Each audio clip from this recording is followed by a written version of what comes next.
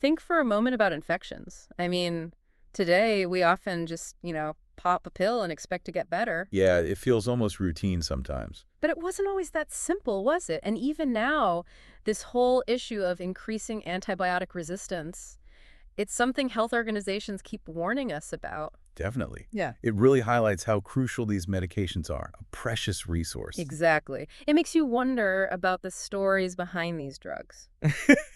So today, we're taking a deep dive into one of the real workhorses in the fight against bacteria, erythromycin. Ah, erythromycin. Yeah. It's got quite a history, but it's still incredibly relevant. Right. So that's our plan for you today. Absolutely. And this isn't just like a dusty history lesson. It's really about understanding a molecule that still impacts how we treat illness every day. So what have we looked at? We've gathered a whole range of sources to really unpack erythromycin for you, where it came from, how we use it, the really quite fascinating process of making it, The manufacturing side, yeah. the rules that govern it, its economic weight, and Right. even, its broader impact on society and culture. Okay. And the mission, as always. The mission is to give you a really solid understanding of this essential medicine, pulling out the most important bits without getting bogged down in, excessive detail. Make you feel well-informed fast. Perfect. Okay, let's dive in then. It's almost hard to imagine a world without antibiotics now. It really is. Simple infections could be deadly. So into that world comes erythromycin. What exactly is it? How does it actually work against bacteria? Okay, so erythromycin belongs to a class of antibiotics called macrolides. And the way it works is, well, pretty clever. It specifically targets the bacteria. How so? Think of a bacterial cell like a tiny factory, okay? It's constantly building proteins that it needs to survive and multiply. Right, essential building blocks. Exactly. Yeah. Erythromycin essentially jams the assembly line in that factory. It binds to a really crucial part called the 50S ribosomal subunit. The 50S subunit. Yeah, and by latching onto that, it stops the bacteria from making those vital proteins, but importantly, it doesn't mess with the bacteria's DNA or anything like that. Ah, okay, so it stops protein production specifically. And that's how it can tackle a whole bunch of different bacterial invaders. That's Yeah. the broad spectrum part, right? Precisely. Yeah. If you look at the official FDA label for one form, erythromycin ethylsuccinate, it lists quite a range of bacteria it's effective against. Like what? Any familiar names? Oh, definitely. It includes gram-positive bacteria like Streptococcus pyogenes, is the one usually behind strep throat, Right, strep throat, okay. and Streptococcus pneumonia, which is a really common cause of pneumonia. And does it work on other types too? Gram-negative? It does, yes. It shows activity against certain gram-negative bacteria as well. Moraxella catarrhalis, for instance, that often pops up in respiratory infections. Mm-hmm. And also Haemophilus influenza, another common cause of those infections, especially when erythromycin is used alongside sulfonamide medications. The label also mentions its use for listeriosis, which is caused by Listeria monocytogenes. Wow. Okay, so from a simple sore throat to potentially really serious stuff like pneumonia and listeriosis, that's quite a range. It really is, and there's more. Erythromycin in an eye ointment form is actually critical for preventing neonatal conjunctivitis. In newborns? Yes, specifically the type caused by Neisseria gonorrhea. It's a standard, really important preventative measure right after birth. Huh. I didn't know about that specific use. Are there other, maybe less obvious applications, things we wouldn't normally think of for an antibiotic? Well, interestingly, yes. Erythromycin has a known side effect. It actually speeds up gut movement, motility. Oh, really? Yeah. So because of that, it's sometimes used off-label to treat gastroparesis. That's a condition where the stomach empties really slowly. Okay. And it can even be given intravenously, sometimes during an endoscopy, just to help clear out the stomach contents so the doctor can get a better look. That is interesting. So, okay, we take the pill or get the ointment or maybe the IV. What happens then? How does our body actually handle it? Where does it go? Well, what's quite notable is that very little of it, less than 5% of an oral dose, actually gets excreted in its active form through urine. Oh. So where does it go? It actually spreads quite readily into most body fluids, tissues. However, it doesn't tend to build up high concentrations in the spinal fluid. Around the brain? Exactly. Unless there's an active infection like meningitis, then the levels can be higher. But generally, the drug tends to concentrate in the liver. Ah, the liver. Makes sense. Yeah, the liver is where it's mainly broken down, and then it's excreted into the bile. It can also cross the placenta, getting to the fetus, although the levels are usually low. And it does pass into breast milk, too. Okay, so the liver is the main processing plant. Got it. Now, how do we actually get this stuff? How is it manufactured? You said it wasn't just synthesized chemically. Right. Unlike a lot of drugs that are built from chemical blocks in a lab, erythromycin is produced through fermentation. It's a biological process. Fermentation, like Yeah. yeast for bread. Sort of. Yeah. Yeah, it involves using a specific microorganism, a bacterium called Saccharopolyspora erythraea. You basically cultivate this microbe under controlled conditions. And it just produces erythromycin. It does. Think of Yeah. it like the microbe eating nutrients and transforming them into the drug.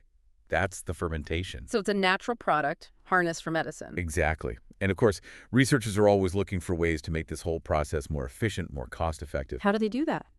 Well, studies have looked at using agricultural byproducts, things like beet molasses or corn steep liquor, as cheaper food sources for the bacteria in these big tanks called bioreactors. Okay. And they fine-tune things like how fast you stir the mixture, the exact nutrient recipe.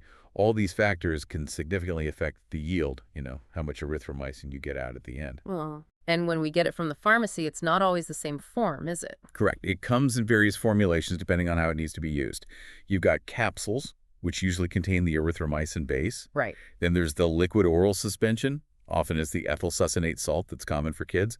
And then there's a powder form that gets mixed with liquid for injections, typically the lactobionate form. Different forms for different needs. Makes sense. Yeah, like looking at info from places like Perth Children's Hospital, they list things like 250 milligram base capsules and a 1 gram powder for injection using the lactobionate. It just shows the variety available. Okay, so from a tiny microbe in a giant tank to the pills and liquids on the shelf. Right. Quite a process.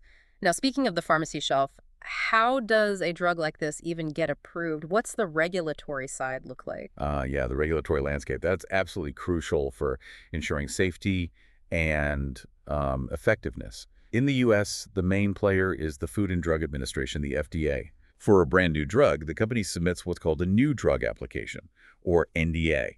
Eryped, for example, which is erythromycin ethyl succinate, got approved under NDA 050207. Okay, that's the brand name. What about generics? For generics, companies usually file an abbreviated new drug application, an ANDA. We saw a reference, for instance, to ANDA 062055 for a generic version of that same ethyl succinate form. And that's where this idea of reference-listed drugs comes in, RLDs. Exactly. So if you want to market a generic, you have to show the FDA that your version is bioequivalent to the original brand name drug, the RLD. Bioequivalent meaning? Meaning it gets absorbed into the bloodstream at the same rate and to the same extent. So it performs the same way in the body. Eryped, in this case, would be the RLD that generics are compared against. And the FDA checks this thoroughly. Oh, absolutely.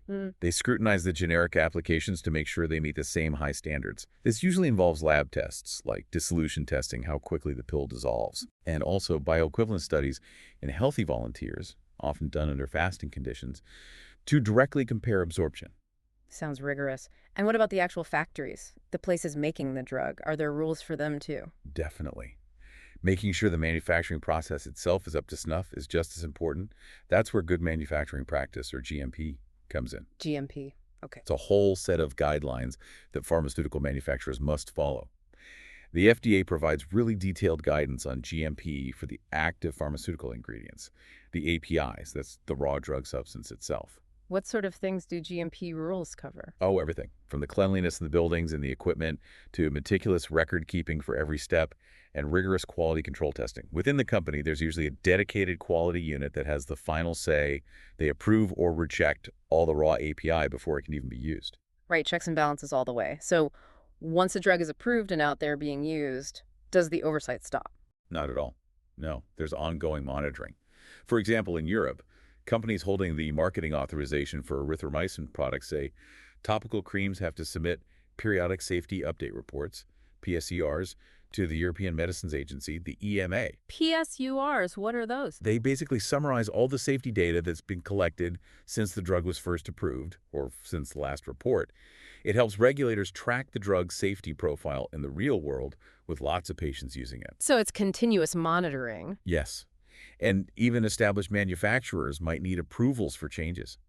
We saw mention of ANI Pharmaceuticals submitting a supplement to their ANDA for erythromycin ethyl succinate. What would that be for? It likely means they made some change, maybe to the manufacturing process or packaging or the testing facility. Mm. Any significant change like that needs regulatory review and approval, including making sure the drug remains stable with the change. It really is a constant cycle of oversight, isn't it? Ensuring these medicines stay safe and effective.